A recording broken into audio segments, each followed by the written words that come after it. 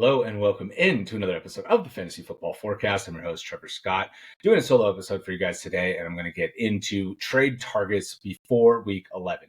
We are coming up on the trade deadline, so this is going to be more and more pressure, more and more looking forward to the playoffs, especially if you are already competing or, right, you want to look at the schedule close to right now, right, the next couple weeks, and see if you can get guys that have good schedules that you can help you get wins and get into the playoffs, right? We know once you're in, anything can happen, but there are a couple different things that go into trades at this point in the year. And so if your trade deadline has not passed, which I would hope that it hasn't going into week 11, a lot of leagues I am the commissioner of, we have week 12, but I know week 11 is a very common trade deadline week. So this could be your last chance here to try and upgrade your team going into the stretch run.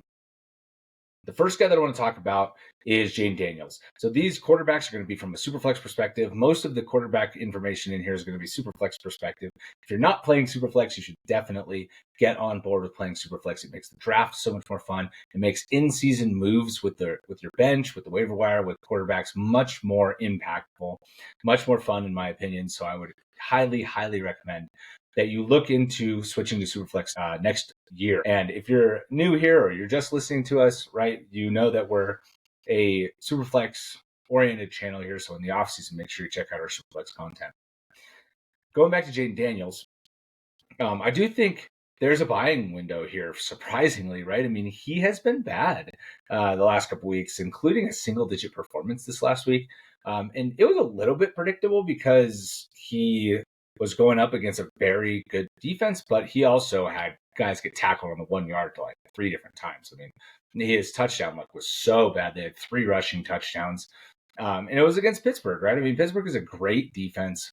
They still put up 27 points. The offense was still humming. He just had terrible touchdown luck.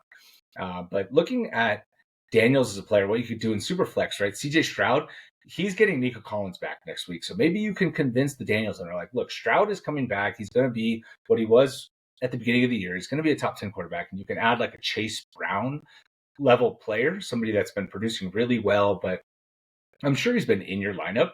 But there's at least a chance he wasn't, right? If you have 2 running backs in a flex, like you could have been really stacked up at running back, or you could have been really stacked at receiver and like just didn't have a spot for him. And also he's been a bench guy for you most of the year, like a Chase Brown type, right? And so if you can upgrade to Daniels in your superflex leagues going into the stretch run, I definitely think that's something that you want to try and explore. There's a chance that the Daniels owner just shuts you down. So we got a lot of other advice for you in this video, but check in with him, see if there's a possibility that you can go and get Daniels in your superflex leagues.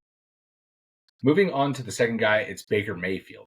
This is another guy that I think you might get shut down on right away in Superflex, but he had just had a bad game. So if there is going to be a buying window, it's going to be now.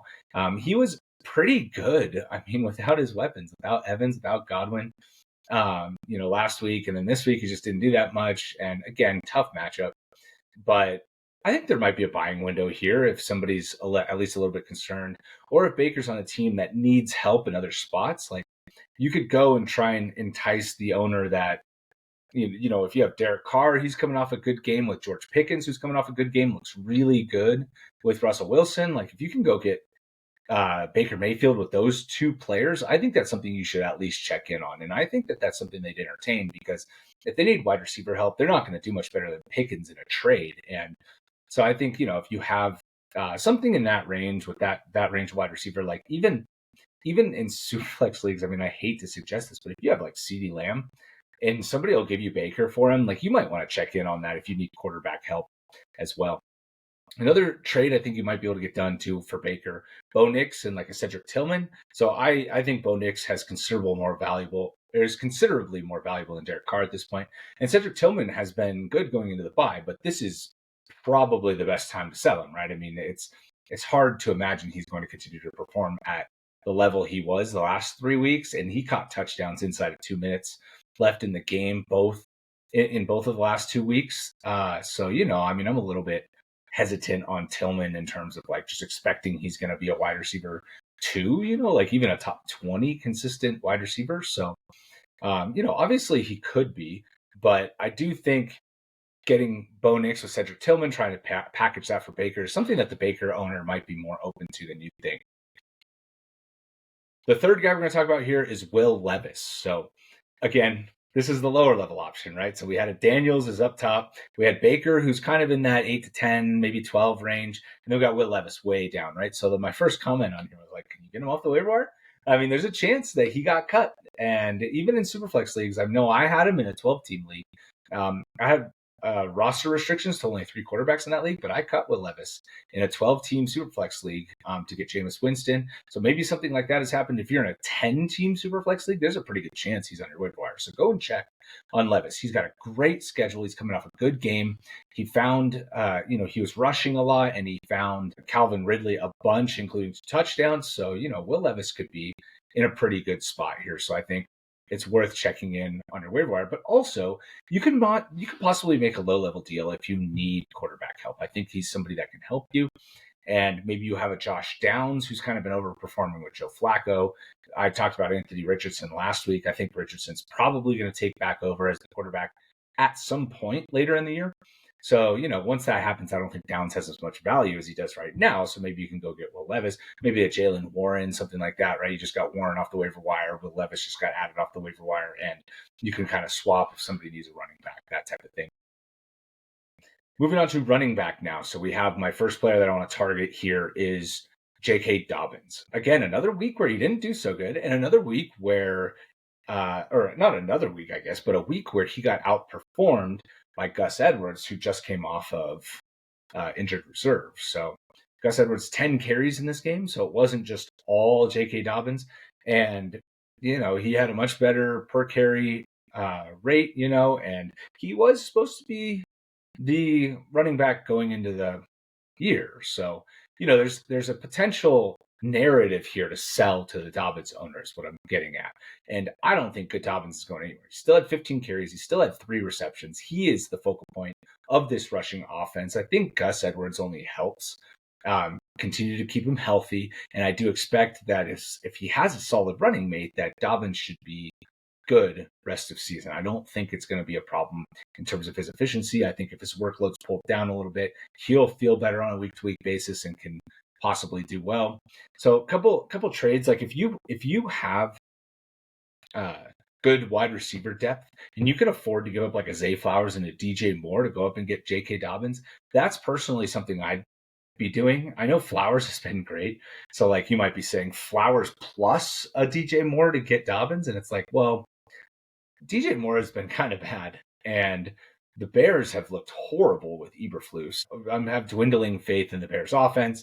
I have dwindling faith in Zay Flowers because of Diontae Johnson, who is somebody I think is going to get more integrated, even though he's barely been playing. That's just in the back of my mind constantly with Flowers. Flowers just had a bad game. So I think, that's probably how you have to sell those guys at this point, because they're both not playing very well. And Dobbins, I think, is a legitimate running back that you can start the rest of the year. So, I don't know, maybe I'm a little too high on Dobbins there, but I think that would for sure get it done. And then you have a running back that you can rely on.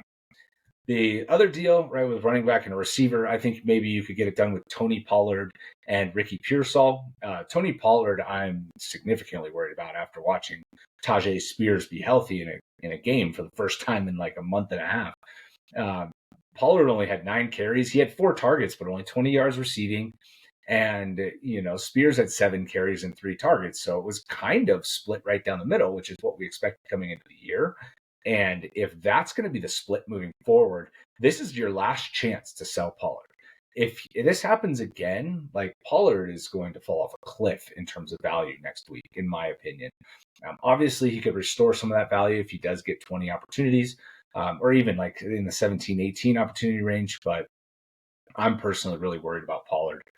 And then Pearsall, right? He caught the long touchdown, but I would try and sell him right now if you can throw him in if somebody thinks he's going to be good rest of season, because we saw how this offense is going to break down. I mean, Juwan Jennings had 11 targets, and I know Pearsall had a good game, but like Jennings is going to be the alpha in this offense with Deebo Samuel, and Pearsall had 6 targets and had the long touchdown, but Kittle only had 3 targets in this game. Like, that's not going to happen very often.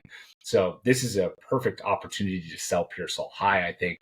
And I personally think both of these guys have waning value. And if you can go up and get somebody that has an established role, in my opinion, like Dobbins, that's something that I'd be very interested in doing. Brian Robinson, next guy here that I want to try and target and trade. He's been out and just banged up and just can't stay healthy, but he has been awesome when he's on the field. There's no denying he's the best running back there. Once he's fully back down the stretch, there's a great offense. He should be able to score a lot of touchdowns. Like we just saw Eckler have multiple goal line touchdowns and McNichol scored a goal line touchdown. This offense is going to provide a ton of opportunities for Robinson once he's healthy. And I think he can still be a top 15, if not higher than that running back once he's back on the field. So if you can sell the owner of Brian Robinson on a deal, and again, I want to buy low here because, the injury and the not playing and that owner probably is struggling a little bit. So like if you can buy low here on name value, I'm going to throw out some name value here. I think that can land you Robinson, but it can also add a ton of value to your team. The first one that I want to talk about is Nick Chubb and Jacoby Myers. So Chubb has a ton of name value. He just went on bye. Sell that hard. Be like, look, he got his feet wet the first 2 weeks. He wasn't great, but now he's on bye. He's fully integrated. He actually came out of those weeks healthy. This is going to be a month after he's been activated, and he's ready to roll over the second half of the year. I don't know that that's the case with Chubb, but that's how you should be selling it, right? And say, look, Chubb has so much rest of season value because he is one of, if not the best running back that we've seen over the last 8 years as a rusher, right? Him and Derrick Henry have just been so good. And I do think that the Browns have a really tough schedule, so I don't know that that's going to be the case. I don't know how much running he's going to get. I don't know how much explosion he still has coming off that major knee injury. And so if you can upgrade that spot into Brian Robinson, that's something I want to do. And with Jacoby Myers is awesome. Okay, he's probably going to be a top 30, if not top 25 wide receiver rest of season. And he's the number one. He gets a ton of targets. He's awesome. But that's the price I think you have to pay to go up and get Robinson. And if you're loaded at receiver, the chances are if you have Myers in your team that you have a lot of higher draft capital at the receiver position. So as long as you hit on some of those guys and Myers is your bench depth, then I do think that you can go and get Robinson for that.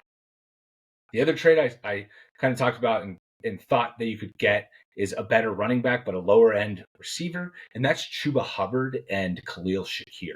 So Chuba obviously looks awesome. I mean, it's hard to sell Chuba right now, right? But they're going into their bye week, and Jonathan Brooks is expected to be back out of the bye. So I think Chuba's run as this like super high-end running back is going to be coming to a close. I don't think he's going to be a top 20 running back rest of the season. And I do think that Brian Robinson will be. And Khalil Shakir, right? Amari Cooper has just continued to be out with this wrist injury. And I think Shakir has continued to benefit from it. So as Cooper gets healthy and back integrated into the offense, that's the other thing is Cooper might be out, but he's still learning the playbook, which is what's been holding him back before he got hurt. Like, that's not the major issue anymore. He's been with the team. He knows the playbook. He's been able to study. He's been in all the meetings, right? And like, he just hasn't been practicing because he's been trying to rehab, get healthy. And so once he's back, I think he's going to be kind of an 85-ish% snap share. And I think he's going to be the focal point of the passing game. So I would try and get off Shakir now if you can, especially if you compare those two with Brian Robinson. I think both of them, again, have value that's moving down, and Brian Robinson has value that's moving up. So those are the types of trades I want to try and make. Moving on to the wide receiver position, we're going to talk about three guys here that I have like as higher end guys that I have kind of prepped examples for, and then a couple lower end guys that if you can just make trades for them, I think you should. So the first guy is George Pickens. I threw him into the Baker discussion, but I am also going to talk about him here as somebody that you want to acquire. So, if you have Baker, you're getting Pickens. That's somebody you actively want to acquire. So it would actually make sense for Baker. For Pickens himself, with Russell Wilson, I mean, it's hard to deny the fact that he just looks awesome. I mean, is he just going to finish as like a top 12 wide receiver the rest of the way? Like, might he be so good the rest of the way that he finishes the year as a top 12 wide receiver? I think he could. He has been awesome. He had a couple terrible luck plays 2 weeks ago where he had like the same foot touched twice and they called it out of bounds. I was like, okay, I guess we're learning a new rule with that one. And then he had a long touchdown called back on penalty, and it's like, oh, that was like barely a penalty. But then he came out, right? He still had a solid game, then came out and had a very good game this week. I think Pickens is a star. Like, you should try and get him if you can. So like the guy that or the trade I think that you could probably make here is Cooper Kupp. Still carries a ton of value. Obviously, he's playing on Monday night, so we'll see what he does.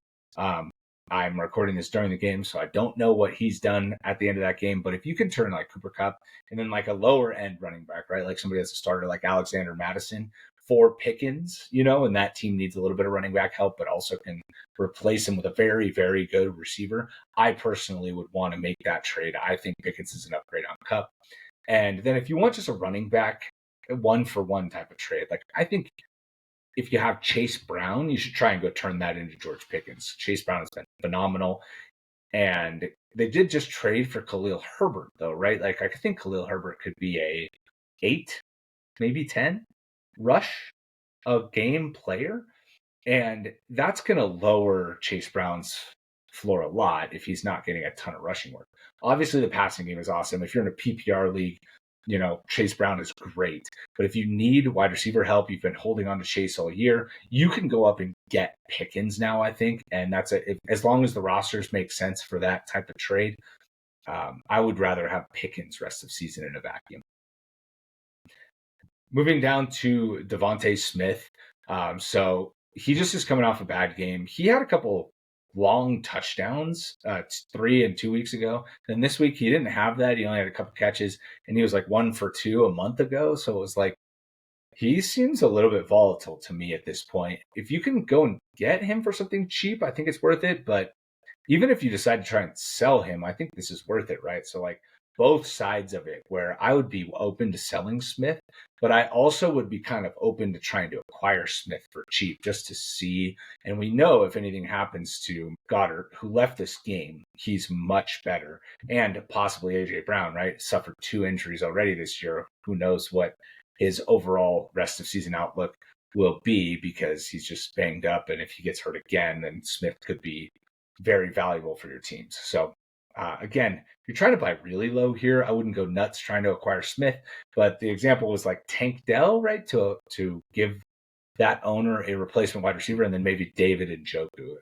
There's a chance that if you have Njoku on your team, that you've had to figure out the tight end position this week specifically because he was on bye. But also Njoku was hurt earlier in the year, so you either picked him up off the waiver wire if somebody cut him, or you had to deal with tight end earlier in the year. So there's a chance you have another good tight end, or another tight end you've been playing anyways, instead of Njoku. So if you can kind of package that together to go get Smith, I think that's worth it. The last guy I want to talk about here is probably the least likely to be able to be acquired in a trade, and that's Malik Nabers. So he hasn't been that good. Like, I can just come out and say it, right? I mean, it's not like he's been blowing the roof off. He still gets ranked inside the top 10 with like regularity, but I'm not sure I get that anymore. Andrew Thomas has been out, and this whole offense has been much worse. They have much less time to throw the ball, and Daniel Jones has felt the pressure big time. It's not even like a question. He just has not been nearly as good as a passer. I don't know exactly what you can get for him, or if the owner that has him is going to be unreasonable. It's like, okay, so that plays into this type of a trade offer, right? Don't be frustrated if you offer something that I'm going to suggest and you feel like it's good value, and the owner just doesn't even counter and shuts you down, right?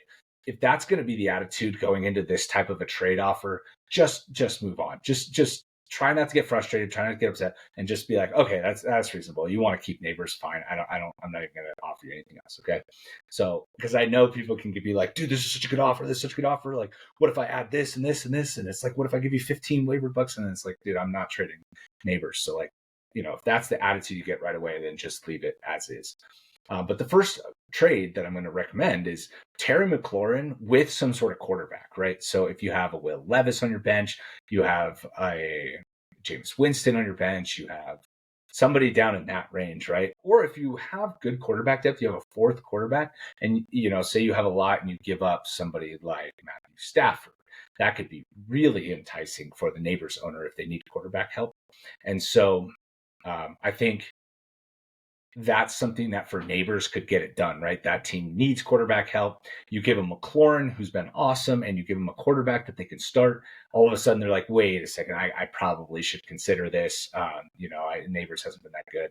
And, I can potentially give him up getting a stud player back like McLaurin. So that'd be my first recommendation. My second one is trading like rookies, all rookies, right? We talk about rookies a lot on this channel, but there's Marvin Harrison and Tyrone Tracy to go up and get Nabers. So Harrison's been pretty good through a couple tough matchups, which I didn't know if he was going to be, but he scores a lot of touchdowns.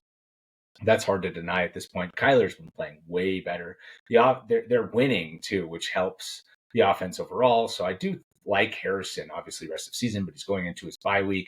So, maybe whoever has Nabers has been winning, and they might be looking to make a move for running back. And if you add Tracy on top of Harrison, who's Tracy's value again has been ascending, but it's not ascending so high that it's like somebody that you wouldn't be wanting to trade, right? I mean, he had 108 touchdowns, still only scored 12 points because he doesn't catch any passes. So, which is weird because Tracy has the skill set for sure to catch passes. They just, when Nabers is healthy, they don't throw it to him.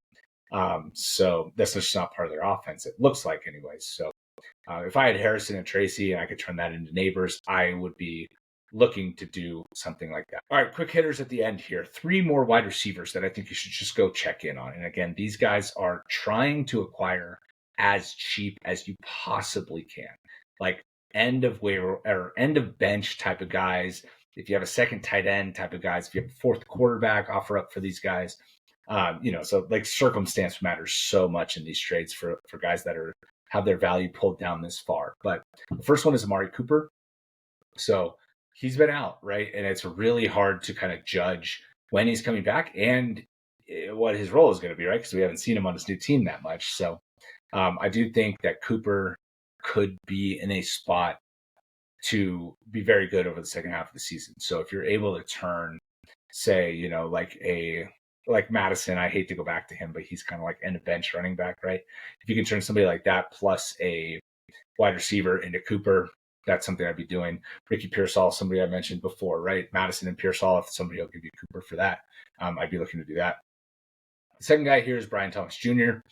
This is less to do with him and more to do with the fact that it's going to be Mac Jones for a while. It looks like here, Trevor Lawrence, we got a we got a notification that he looks like he's going to be possibly out for the rest of the season with that severe AC joint sprain.